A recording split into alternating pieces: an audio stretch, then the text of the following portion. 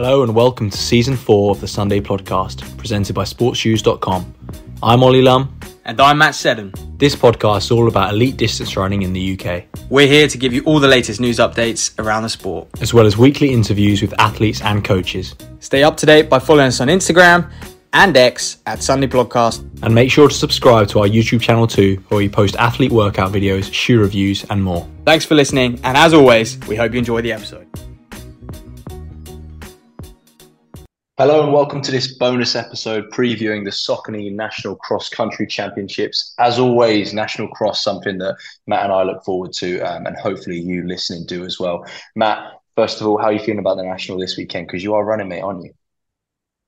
Oh, I am. To be honest, mate, I've never dread the National. I'm looking forward to it, but I know 8, 9, 10K into that race is going to be a bit of a dark place. Feel like I've got a lot of athletes running as well, so I feel like I'm almost going to be sweeping if I'm anywhere near any of the athletes I coach. They're having a bad one. But no, I'm very much looking forward to it. New course, new venue, and I feel like when it's always a new course, I feel like you're on two sides, aren't you? Like, why can't they just have it at the old faithful, like Parley Hills, Woollerton Parks, places like that, which I think have been great courses over the years, obviously. But then again, you do have that excitement. No one quite knows how the course is going to look, how it's going to shape up, who it's going to suit. So I feel like you always, when you get there, you're kind of a little bit more buzzing. You definitely go and walk the course, whereas when it's at Parley Hill, you've done that loop so many times, you don't really need to walk it. Well, I don't anyway. So, yeah, I think it's going to be a great event, and I definitely think that we do. It's been such a busy time of year with indoors and world indoors on the horizon as well, and British champs last weekend. It's kind of sandwiched in between the two, and people have almost forgot about cross country the past couple of weeks. It feels. So I feel like we were going to make a special effort to really kind of promote this event. Yeah, for sure. They have, haven't they? I think just so much indoors and so much good quality indoors as well, I think has meant that people have been focused on that. But look, the National's always got a place in the calendar. What do we know about the course this weekend, mate? Well, look, we don't know much. It's on one of these, big estates, if you like. Again, it's going to be undulating parkland, and quality grass is what I've picked up from the website. I hope it's hilly. I hope that gives a little bit of a different dynamic. It always does. And quality grass made me chuckle because 10 races in, even 5, 6, 7 races in, I'm not sure how quality that grass will be. So whether the groundsman will be willing to host the National again, we'll see. But I'm sure they're well aware of what's coming to town. And yeah, so that's about all we can go on, to be honest with you.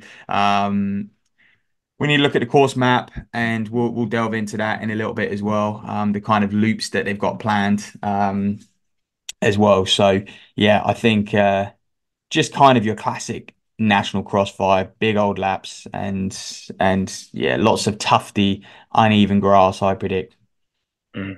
Yeah, for sure. And that's at Western Park in Telford. So I'm not sure if any local athletes have raced on that, maybe for like a schools race or something like that. It's not one that I've heard of before. So yeah, definitely interesting to see how that unfolds. I'm sure though, as you say, when we come to the senior women's, senior men's races, the ground's going to be so churned up that it'll be kind of your usual contenders who love a bit of mud, love a bit of hard running in there, won't it? Oh, without a doubt. I think there will be parts which will, like we say, will suit all different types of athletes. One thing I would say though, like to state the obvious, it's been a super, super wet winter. So I feel like it's going to be very, very soft. Water tables are high across the country. Um, where I am in Oxfordshire is virtually flooded pretty much all winter. So I think it is going to be very, very boggy in parts. And again, that always adds an interesting dynamic. For sure. And just to kind of update anyone listening who's unaware, it's the 136th National Cross Country this weekend. So that is a crazy stand. It's got to be what the oldest competition in UK distance running for sure. That's kind of not really changed. Obviously, one podcast we wanted to highlight to you is the Julian Gota podcast that we had. What was that? 2 years ago, Matt. So look out for that Mm. if you'd never heard that one because he spoke a lot about his win back in Parley Hill back in the day, which is the longest ever winning margin for the National Cross in the senior men's race. So, supreme podcast, if we do say ourselves, but definitely want to look back at it if you haven't listened to it in a while or if you've never listened to it before. Oh yeah, I mean he was a freak, skipped over the ground and did the juniors as well. And oh yeah, it was on a filthy. There's some good images of that race as well, which we flash back to on socials.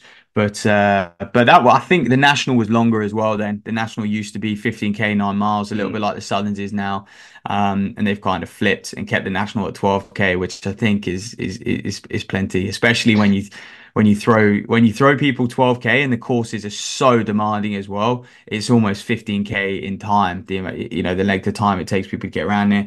I think usually around about that 40, depending on the length of the course and how demanding it is, that 40-minute mark is usually pretty solid.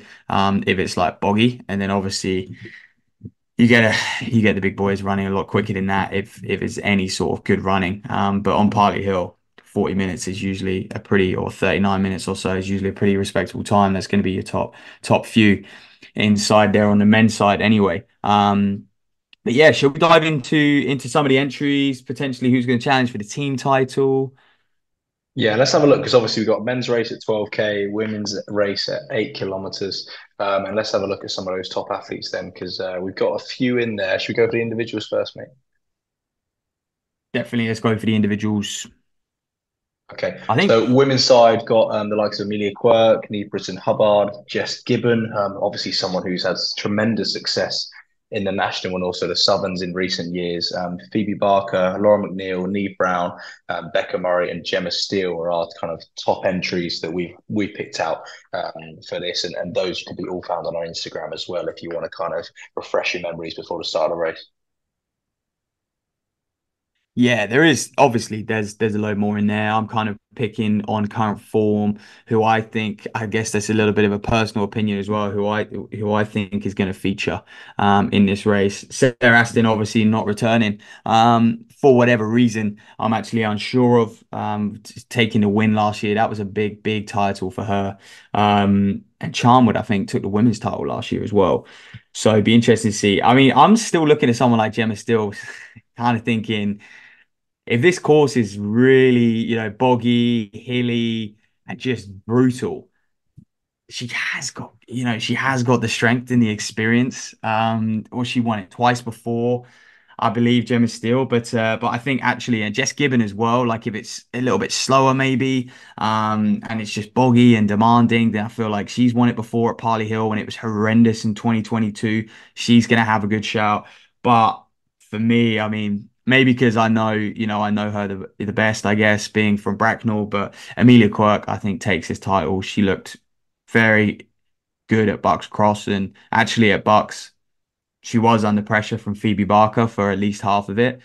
And she just kind of dealt with that no problem and just eased away. And that was a very boggy and hilly and demanding course. And yeah, so I feel like actually going into this right now in current form, I feel like Amelia Quirk is favorite. Yeah, for once, mate, I'd agree with you. I think for me, definitely Amelia Quirk and Jess Given probably the top two um, for me at the moment. But I think what we love about cross country in general, especially the national though, is very hard to predict. I think depending on the day, on the course, what happens, like depending on what races go before and how much the course gets churned up, it changes things, Yeah. which I think is always good. Whereas the indoor races, I think we can predict a lot easier, especially the road races. Predict probably even easier than that, but these cross races, you never really know. I think, like you mentioned, Sarah Aston, someone who last year, not saying she was like never going to win, but she wasn't the favourite at all going into that race, and Mm. obviously took that title in tremendous fashion. Exactly that, mate. Exactly that. And actually I'm just kind of picking out athletes as well and thinking, well, I feel like Amelia Quirk's someone who's going to go for. going to go for that World Cross team at the Intercounties in a few weeks' time as well. So I feel like Mm. this is kind of Bucks was a bit of a stepping stone, just get her back out there because she kind of DNF'd.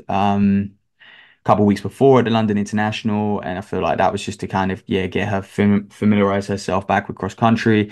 The Nationals again, it's a big title. Can she learn to win it?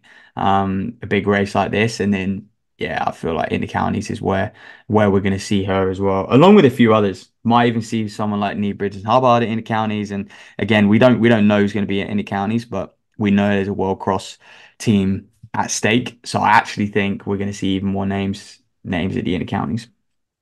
Yeah, for sure. Into the men's then, obviously over 12 kilometers.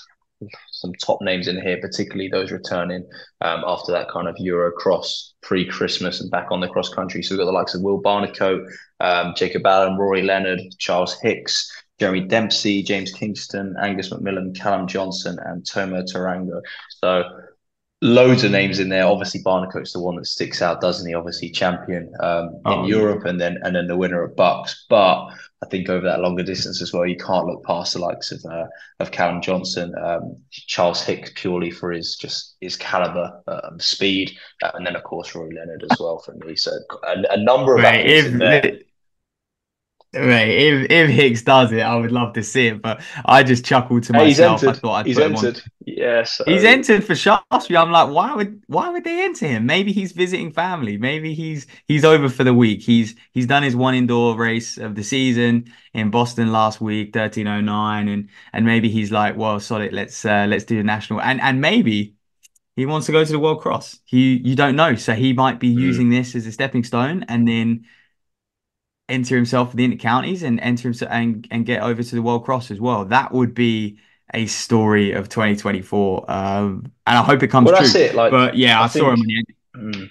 Yeah, I just think like I know clubs tend to enter most of their signed up athletes, but big names. I feel like surely in that case you don't just do that unless he's provided some sort of inkling that he might compete. Do you know what I mean? I, I I think. I agree because stuff like take Leeds for example, they always used to kind of enter Emil and Sesman and people like that. So it almost used to be like, oh, these boys are entered, but they actually haven't this year. Mm. And again, like Aldershot, they could have entered people like Jack Rowe, but he's not in the entries. Just It does cost like money. It costs as money a to do your entries. precaution. So it's It does cost yeah. money, and I think clubs have kind of clamped down on entering loads of people. But Mm, I think sometimes clubs would always enter people in the hope that they change their mind last minute and they go, yeah, do you know mm, what? We've got a good crack at the team. I'll come down. I'll get a run out done. And we kind of saw that last year with Sesman doing the national on his build up. But yeah, I did think it was strange that he was entered because I'm sure they haven't just entered him on a whim because they know he lives in America. yeah. Um, and they know he trains at Bowerman. So this may be a tune-up for Inter Counties where he then goes to World Cross. And if it is, we could see Hicks and Barnacle, and I think that could be a battle for the ages. And it's times Yeah, like I this think I'll so. be, I'll be missing it because I'll actually be racing. But I They think might come if round you lapping you, mate, so you might be all right. shut up. I'll drop out if that happens. There's no way I'm staying in the race if that ever happened. But I know my place. But yeah, I think Will Barnico, even if Hicks is there, I actually think Will Barnico dominates him. I know Hicks has run 13:09 in Boston, and Hicks is actually an NCAA champion on the cross, but Hicks isn't a yeah.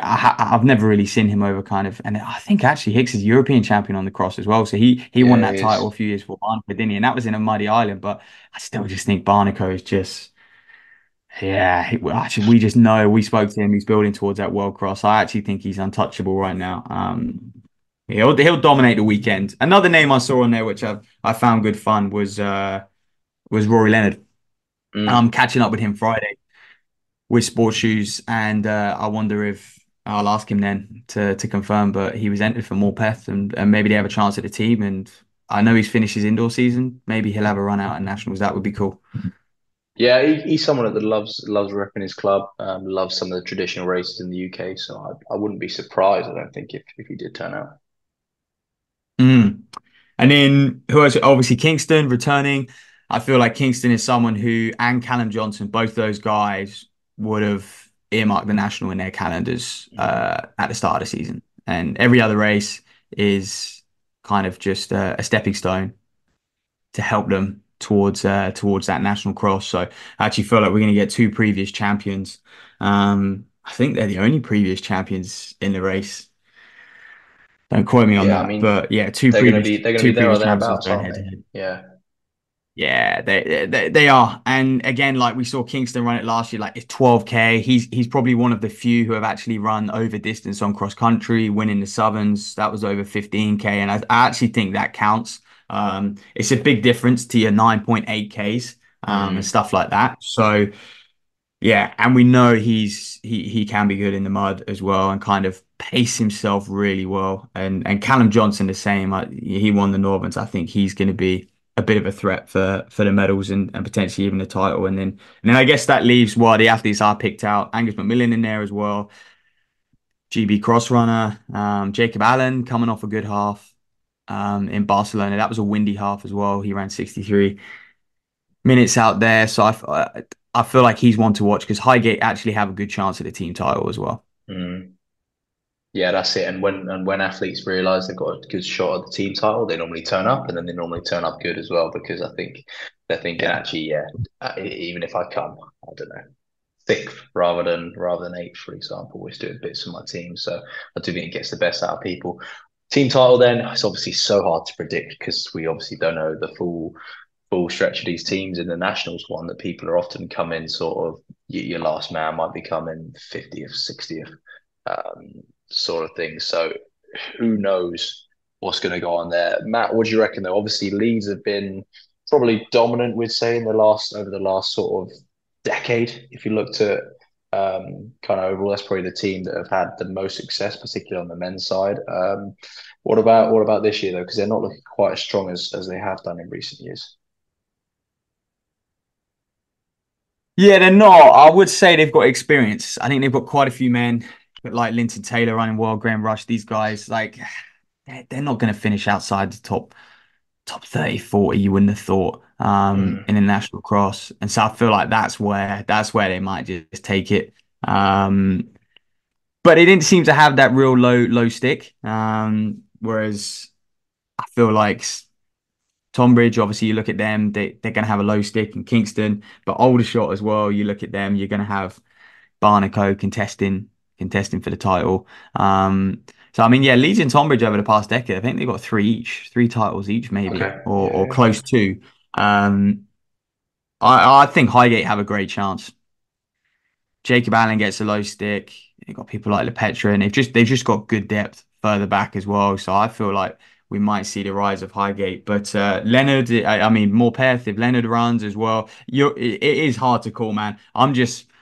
I don't have the knowledge. I'm not sure many people do it, except for the club coaches down at these clubs. Mm, How they're sort of, yeah, like we said, their third, fourth, fifth, sixth men are gonna score. I think that's just so hard to predict because yeah, you can quite easily come top. You quite easily come 30 something in the national, but if you have a slight off day, you're down in the 60s, 70s, and obviously that throws things way off. So yeah, it's tricky to predict. I mean, I'm probably gonna look at someone like Highgate to surprise things.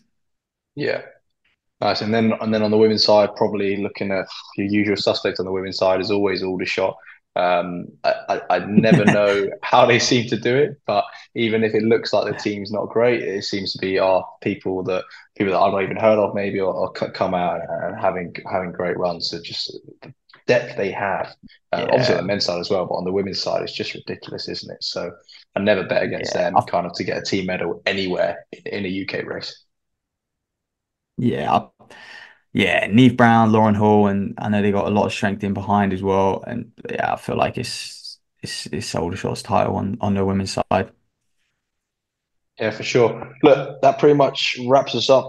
Just to give you guys a heads up, we'll be at the national. Well, Matt will be at the national. Sorry, obviously on Saturday racing, but also getting some content for us. So make sure you check out our social media channels at Sunday Podcast on Instagram to kind of catch up with that if you can't make it. But obviously, if you can, get down there to the race support. I think the nationals a bit like bucks, I guess, for your kind of seniors who are out of university, where it's got brilliant atmosphere. Everyone loves a bit of it. The team title's on the line, so definitely get down there to Telford if you can, if you're in the area. But I think yeah, it's going to be a great weekend. We'll kind of post results as we can. We'll be back obviously with a full review of the race once it's unfolded. So we'll actually be able to talk about some of these athletes and see who's actually running in the flesh. So that'd be good.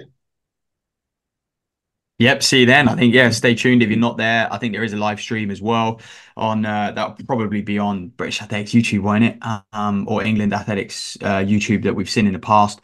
So that'll be good to watch if you're not there. And then yeah, if you and also just keep an eye on our socials because we'll try to do as much as we can. Obviously I'm racing senior men's, but other than that, I'll try to keep people posted and give people a little bit of behind the scenes content of the national, show them the course as well.